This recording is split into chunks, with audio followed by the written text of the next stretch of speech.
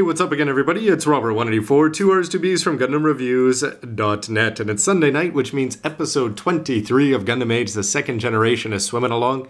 So let's see what Asum and company have been up to this week. In terms of character of the week, we didn't get to see too much of lead antagonist Zehart's Galette, though we did get to introduce to the pilots the new ones of the yellow Zedises. And we got to see even more of the conflict that has been developing over the last couple episodes between Asum and Flit, but that's still not enough, and Romary actually had a few good parts, and I want to know who that other bridge bunny is that sent her off on her way.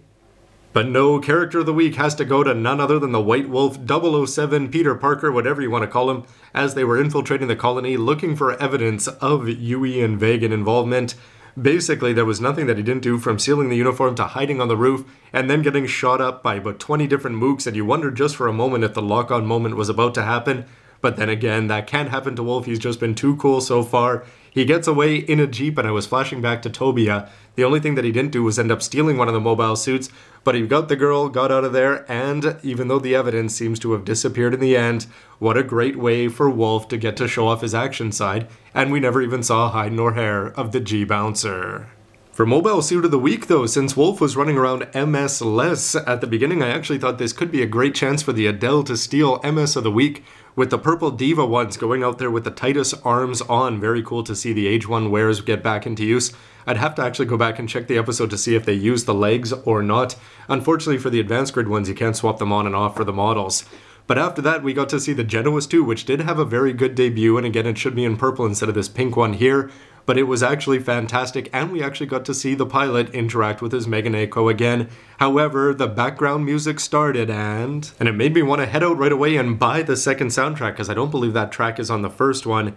If you know what I'm talking about, Asum finally got his stuff together, got in the Strider, and dual wielded as he does best. This is something that when the Age 1, 2, and 3 get into the next Gundam vs. Gundam game, if his melee is not all about using two beam sabers, then I'm going to be very, very disappointed. But the way he cut through the opponents, quartering up the Dorado, which actually had a pretty decent fight up to that point.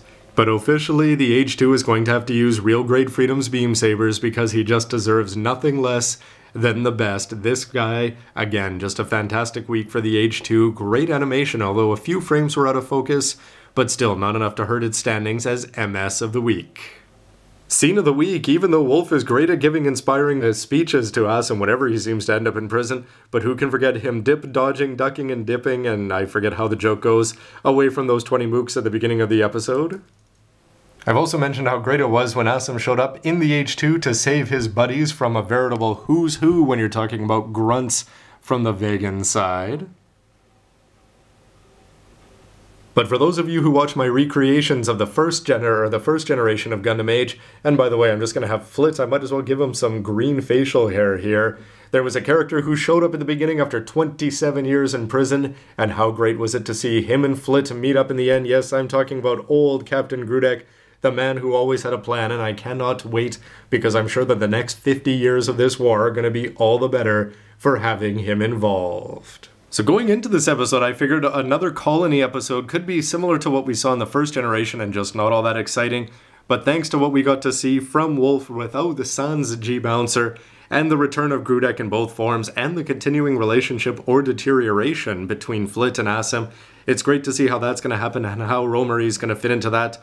Also, if we're starting to see the relationship between Zehart, there's so much that's going to be coming up with next week's episode, spoiler being called X-Rounder. I'm sure we're going to get to see a lot more. And how many times are we going to have Zehart warn Asum, never show up in front of my face when he's got a beam saber at him and his Zedis tail, and now he's going to have a gun. Anyway, very, very exciting, but the return of Grudek, Wolf's coolness, and dual-wielding Age 2 made this episode up for me. It was really cool too to see the wares in action, and that was in the Gundamapedia at the end. Anyway, I look forward to seeing some Sparrow variations, and I am looking forward to getting the Diva colors. So anyway, everybody, why don't you let me know what you thought of this episode? Was this a little bit too slow for you? How about some of the things going back to Cameron Bloom back in First Gundam?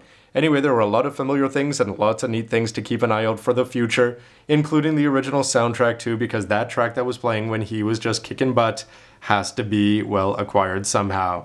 Anyway, everybody, thanks for watching, and we'll see you again next Sunday. Bye.